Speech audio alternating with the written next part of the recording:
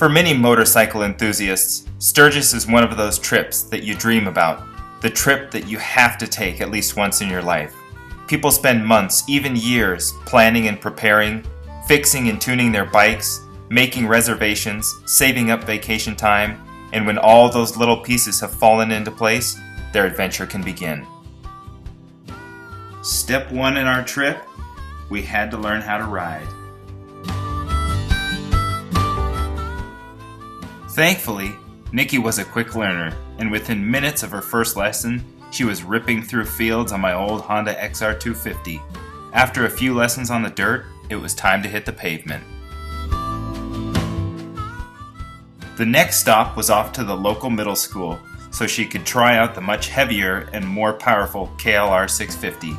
I had my reservations in the beginning, but like clockwork, she was on the bike, shifting through the gears and begging to hit the streets.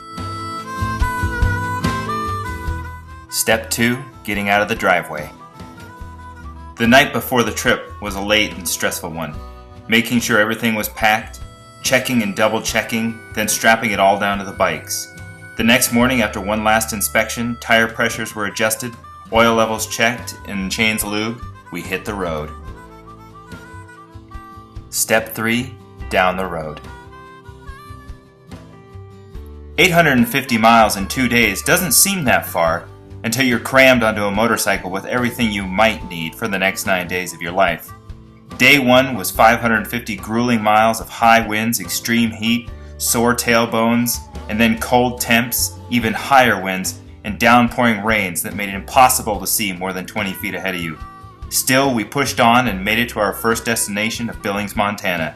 Hot showers, pizza delivery, and color TV were just what we needed to get the batteries charged for our last 300-mile push into Deadwood, South Dakota. Step 4, survive Sturgis. As expected, Sturgis was completely overwhelmed by the massive crowds of people who rode into town every second. The feeling on the street was absolutely electric with excitement, and the only thing you could see for miles was the endless rows of bikes. The bikes were amazing and the costumes even better. We did our best to soak it all in, but in a 24-hour playground with endless amounts of stimulation, it was almost too much for us. Tattoos, biker gangs, and giant roadhouse bars kept us mesmerized for hours.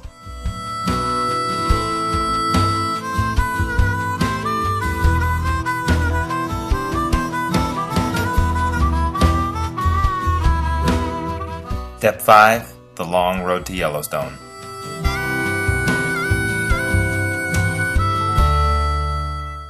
Our trip of a lifetime had gone almost perfectly, but it was all about to fall apart due to a minor miscalculation of distance and time. I anticipated a 5-hour ride from Custer to Yellowstone and to our campsite.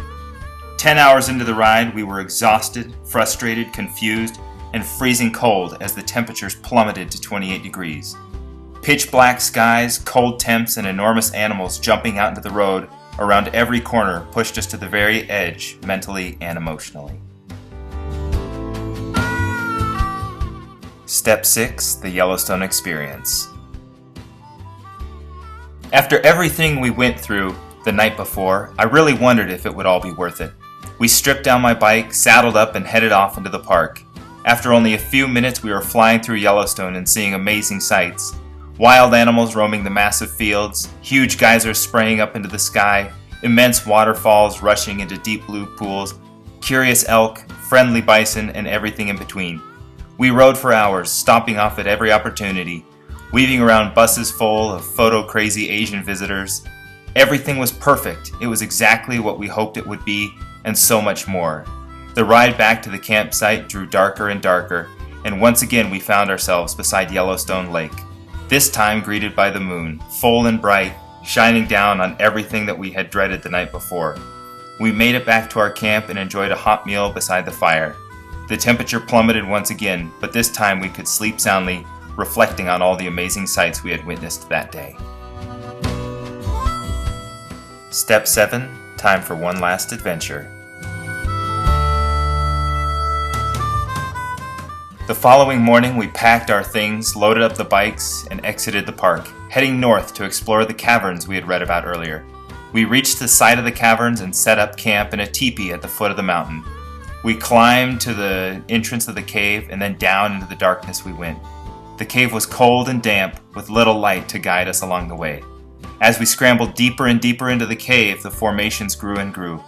Finally, we entered what was called the Grand Cathedral, a massive opening in the cave, lit with wild-colored lamps and massive stalactites and stalagmites all around.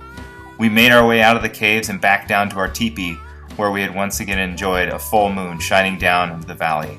We watched as the glowing green eyes of the local deer ventured closer and closer to our camp. The following morning, we woke up to bright blue skies and warm temperatures. We packed our gear, loaded up the bikes, and headed home. One last 350-mile push. We were exhausted and the hours seemed to stretch on endlessly, but we finally arrived home.